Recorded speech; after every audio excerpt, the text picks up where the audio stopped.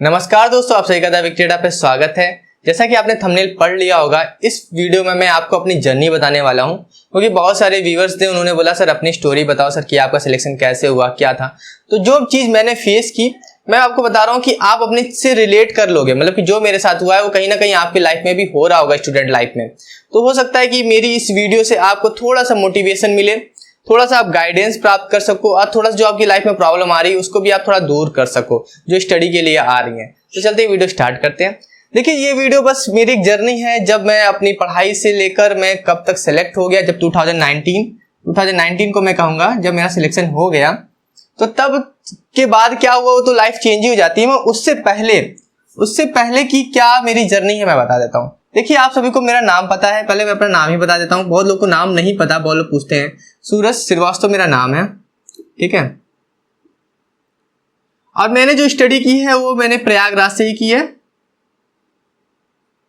प्रयागराज से ही स्टडी की है। देखिए, मैं बहुत ज़्यादा एडवांस स्टूडेंट नहीं था कि मैं क्लास में टॉपर था, ऐसा कुछ भी नहीं, ठीक है। नॉर्मल स्टूडेंट जिस तरह होते हैं, पीछे सीट में मतलब क्लास में पीछे बैठने वाला, सेम वैसा ही जैसे आप करते हो, जैसे मतलब खेलने कूदने वाला, पढ़ाई से कोई मतलब नहीं है, कुछ आ रहा है नहीं आ रहा है, नंबर 0 आ रहे हैं, 10 आ रहे हैं, 5 आ रहे हैं, उससे कोई भी मतलब नहीं था लाइफ में, ठीक है। बस ये था कि हाँ चल रही है लाइफ, चल रही है, ठीक है। तो क्लास 10th तक तो ऐसे ही चला, ठीक है। क्लास 10th तक तो ऐसे ही, मतलब पास वास होना बस ऐसे चलता रहा। 11th और 12th में मैंने कहूँगा कि मैं थोड़ी सी स्टडी किया, मैंने थोड़ा सा स्टडी किया, थोड़ा ग्रुप चेंज हुआ मेरा। जो स्कूल में पढ़ता था मैं 10th में, उसके बाद मैंने स्कूल चेंज किया, 12th में मैं दूसरे स्कूल में चला गया, वहाँ पर मैंने फिर स्टडी की। उसके बाद फिर मैंने ITI की, ठीक है। 12th के बाद फिर मैंने यूनिवर्सिटी का दिया एग्जामिनेशन, फिर उसके बाद फिर इलाहाबाद यूनिवर्सिटी का, उसके बाद पॉलिटेक्निक का भी दिया था, और ITI का दिया था, इंडस्ट्रियल ट्रेनिंग इंस्टीट्यूट का। पॉलिटेक्निक में मेरा सिलेक्शन हुआ, कानपुर मिला, मगर उस समय फैमिली इतनी ज़्यादा मतलब फाइनेंशियल मैं कहूँगा स्ट्रांग नहीं थी कि मुझे पॉलिटेक्निक करा सकती। तो ITI मेरे घर के पास ही था, तो गवर्नमेंट ITI था, फीस भी इतनी नहीं लगनी थी। तो मैं गया वहाँ, ITI में मैंने एडमिशन ले लिया, मैंने ट्रेड से कर लिया। मेरा ट्रेड था MMB, ठीक है। MMB का मतलब होता है मैकेनिक मोटर व्हीकल, ऑटोमोबाइल, हम इसको आम भाषा में कह सकते हैं। तो मैंने ITI किया। ITI करने के बाद फिर ऐसा था कि ITI तो कंप्लीट हो गया, अब उसके बाद क्या करें। तो उसके बाद ये था कि चलो प्राइवेट कंपनी में ट्राई करते हैं। तो टाटा कंपनी, मतलब आती कंपनी ना, और मारुति सुजुकी, तो इन सब कंपनियों में मैं गया, मगर मैं वहाँ काम नहीं कर पाया। उसके बाद फिर मेरा अप्रेंटिसशिप वगैरह हो गया, फिर ग्रेजुएशन मैंने किया। मगर उसके बाद ये हुआ क्या कि अब ये लग रहा था कि लाइफ में गवर्नमेंट जॉब की तरफ जाएं कि प्राइवेट सेक्टर की तरफ जाएं, कुछ समझ में नहीं आ रहा था। तो भाई ने गाइडेंस की तो गवर्नमेंट सेक्टर में जाओ, मगर प्राइवेट सेक्टर में, गवर्नमेंट सेक्टर में जाने से पहले मैंने प्राइवेट में भी काम किया। जैसे किसी कंपनी में मैंने काम किया 5-6 महीना, शॉप में भी काम किया, जो आप देखते हो डिपार्टमेंटल स्टोर होते हैं, उस डिपार्टमेंटल स्टोर में भी मैंने काम किया, और कई ऐसे गिफ्ट शॉप वगैरह में भी मैंने काम किए। इस तरह से मैंने काम किया। उसके बाद मैं गवर्नमेंट जॉब में की तैयारी में लगा। तो गवर्नमेंट जॉब की तैयारी में जब लगा, तो ऐसा होता है ना कि हर किसी को लगता है कि यार मैं सारे एग्जाम मैं क्लियर कर लूंगा।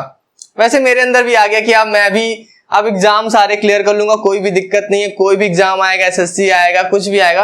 मेन फोकस तो SSC पे ही था, क्योंकि उस समय उतना इंटरनेट नहीं था, तो SSC की बात होती थी। और कोचिंग सेंटर में, तो मैंने कोचिंग सेंटर ज्वाइन कर लिया, तैयारी की, प्रिपरेशन की, अच्छी हो रही थी प्रिपरेशन, मगर मुझे नहीं लगता कि मैं उस लेवल पे पहुंच पाया था कि मैं किसी अच्छे एग्जामिनेशन को क्रैक कर पाता।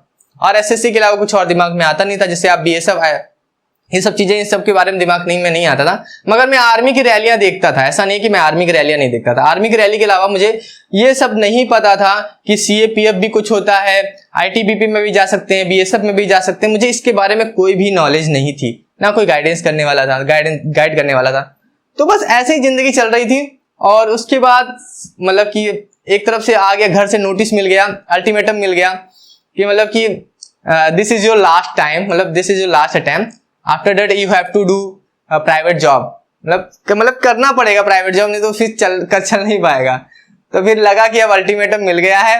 और अब 2018 में अल्टीमेटम मिल गया कि ये तुम्हारा लास्ट ईयर है, इसके बाद तुम्हारा कुछ भी मतलब कि गवर्नमेंट में तब नहीं करा सकते। अब फाइनेंशियल उतना स्ट्रांग थे नहीं, तो अब लग गया कि अब ये लास्ट अटेम्प्ट है, तो अब करना है, ठीक है।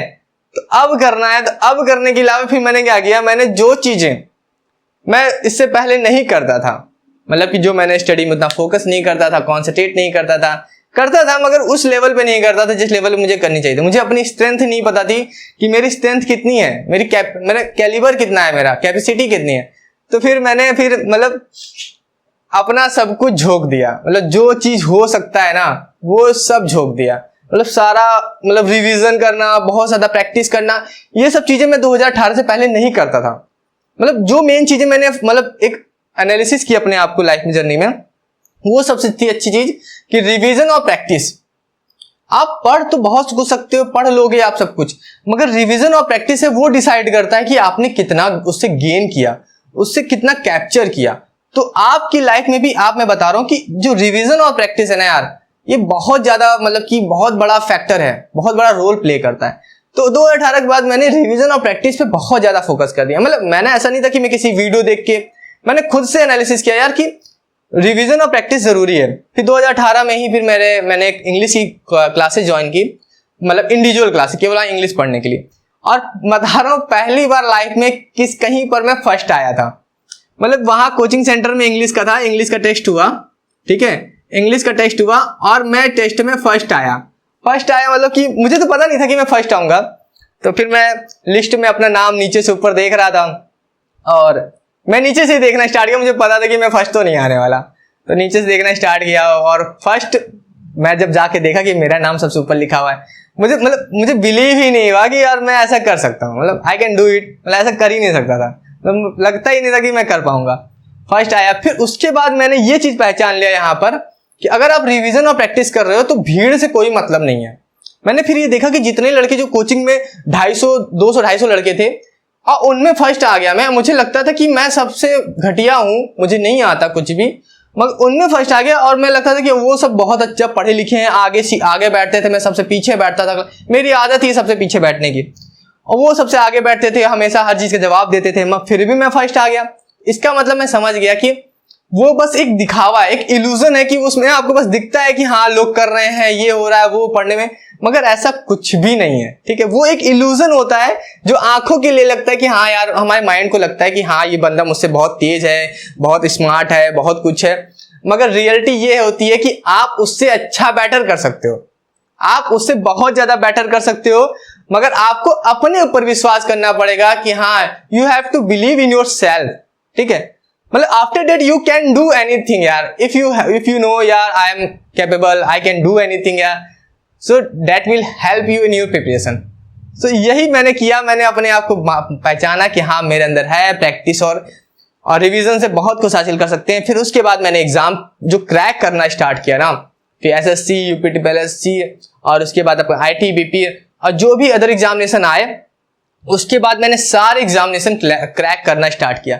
फिर 2019 पे ही कि रिजल्ट वगैरह आ गए थे सिलेक्शन के, तो अब फिर हुआ क्या कि अब ज्वाइन करना है और फिर उसके बाद प्रिपरेशन में लगा नहीं मैं, उसके बाद ज्वाइनिंग कर ली, फिर करता रहा। तो यही मैं आपको बताना चाहता था अपनी जर्नी से कि जर्नी तो सबकी एक जैसी होती है यार। आप हर स्टोरी पढ़ोगे उसमें यही बताएगा कि मैं गरीब था, मैं ये था, मैं वो था, पता नहीं क्यों हर स्टोरी में ऐसा क्यों होता है, मगर ये रियलिटी भी है कहीं ना कहीं कि इंसान को कोई चीज कमी रहती है, ठीक है। अगर आपके पास कोई चीज नहीं होगी तभी आप उस चीज को पाने की कोशिश करोगे। तो मेरे पास नहीं थी, मेरे घर में कोई भी गवर्नमेंट जॉब नहीं करता था, मुझे भी यही लगता था कि बिना जुगाड़ के, बिना जो आप समझ रहे हो मेरा मतलब क्या, बिना जुगाड़ के गवर्नमेंट जॉब नहीं मिल सकती, मगर ये सब मिथ है यार। क्योंकि मेरे पास 4 गवर्नमेंट जॉब मिल जाने के मतलब ही यही है कि बिना जुगाड़ के भी मिलती है, उसके लिए करना थोड़ी सी मेहनत है और मेहनत के बिना नहीं मिल सकती। जुगाड़ की बात नहीं करूंगा मैं, बिना जुगाड़ की बात करूं तो मेहनत चाहिए, उसके लिए आपको थोड़ा सा हार्डवर्क करना पड़ेगा। You have to do hard work like उसकी कोई सीमा नहीं कहूंगा, जितना आप कर सकते हो उतना करना पड़ेगा आपको, ठीक है। तो यही जर्नी है यहां से। तो आपको इससे, मेरे इस जर्नी से मैं आपको बस यही बताना चाहता हूं कि आप एक चीज पे बस फोकस करो, पहले तो खुद पे बिलीव करो, ठीक है, बिलीव कर लो। उसके बाद जो फोकस करना है आपको प्रैक्टिस और रिवीजन में। आप एक बार अपना सिलेबस कंप्लीट कर लो, सिलेबस बहुत इंपॉर्टेंट हो जाता है, ठीक है, सिलेबस इंपॉर्टेंट हो जाता है। सिलेबस आप एक बार कंप्लीट कर लो, फिर इस सिलेबस के अलावा आप कुछ भी एक्स्ट्रा पढ़ने की जरूरत नहीं है। बहुत ज्यादा लोग बोलते हैं कि कौन सी बुक फॉलो करें, कौन सा ये करें, ये सब बहुत ज्यादा इंपॉर्टेंट नहीं रखता। हर बुक का कंटेंट एक ही होता है, मगर डिपेंड ये करता है कि आप उस कंटेंट को कितनी बार रिवीजन कर रहे हो। आप खुद ही देख लो कि अगर कोई बंदा किसी शहर में नया आता है तो उसे सारे रास्ते याद नहीं होते कि कौन सा रास्ता कहाँ जाता है, उसे याद नहीं होते। मगर एक जो बंदा जो उसी शहर में रह रहा है, उसी शहर में गाड़ी चला रहा है, उसी समय हर गली से गुजर रहा है, उसको ये नॉलेज हो जाता है कि कितनी देर के बाद ब्रेकर आएगा, कहाँ पर कौन सी गली मुड़ रही है, कहाँ पर क्या पड़ता है, कौन सी शॉप कहाँ पर पड़ती है। तो क्यों ऐसा? क्योंकि वो बार बार उसी सर्किल में घूमता रहता है, उसी एरिया में घूम रहा है। तो आपको भी करना यही है कि आप उसी सिलेबस में घूमते रहो, उसी रिवीजन करना और प्रैक्टिस करना, तो ये आपको अपग्रेड करेगा। जब मेरे जैसा लड़का सिलेक्ट हो सकता है जिसका कभी भी पढ़ने में मन ना लगता हो, कुछ भी करने का मन ना हो, तो आप तो मुझसे लगता है बहुत ज्यादा बेटर हो। और आपके पास बहुत सारे रिसोर्सेज भी हैं, इंटरनेट है, यूट्यूब है, और ऑनलाइन स्टडी के लिए बहुत सारे प्लेटफॉर्म है अच्छे अच्छे, और आपको हर न्यूज टाइम पे मिल जाती है। हमें तो हर न्यूज टाइम पे भी नहीं मिल पाती थी, बहुत सारी चीजें मिथ होती थी, झूठ होता था। तो मतलब यू हैव एवरीथिंग यार, यू कैन डू एनीथिंग। तो डोंट वरी अबाउट एनीथिंग यार, यू कैन डू एनीथिंग। बस आपको करना यही है कि आपको अपने पर विश्वास करना और प्रैक्टिस रिवीजन करना है। तो मेरी जर्नी बस इतनी सी थी नॉर्मली कि हाँ, कि मैं अपने आप को कम समझता था, फिर अपने आप को एनालिसिस किया तो ये समझा कि हाँ मैं भी कर सकता हूँ। वैसे आप भी कर सकते हो और आप करके दिखाओगे, मुझे पता है आप करके दिखाओगे। और इस चैनल के माध्यम से अगर आप जिस दिन आपका सिलेक्शन होता है तो प्लीज मुझे बताना, मुझे बहुत ही खुशी होगी कि जिस दिन आपका सिलेक्शन होगा। तो अभी के लेते हैं अलविदा, मिलते हैं नेक्स्ट वीडियो में। Thank you so much.